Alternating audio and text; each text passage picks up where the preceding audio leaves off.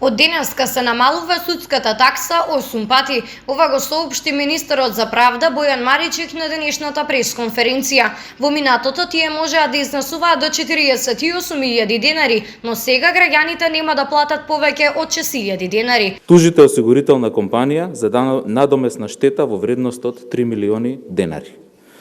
Судската такса која треба да ја платите е 2% од вредноста на спорот. Значи во овој случај граѓанинот ќе требаше за судски такси да го даде максималниот износ од 48.000 денари.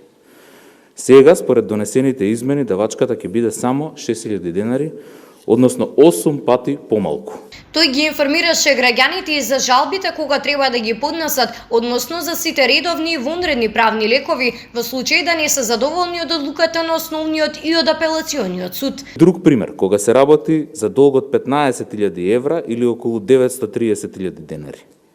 Почнувате парнична постапка на суд, а судската такса е 2% од вредноста на спорот. По старата такса би требало да платите 18.600 денари судска такса.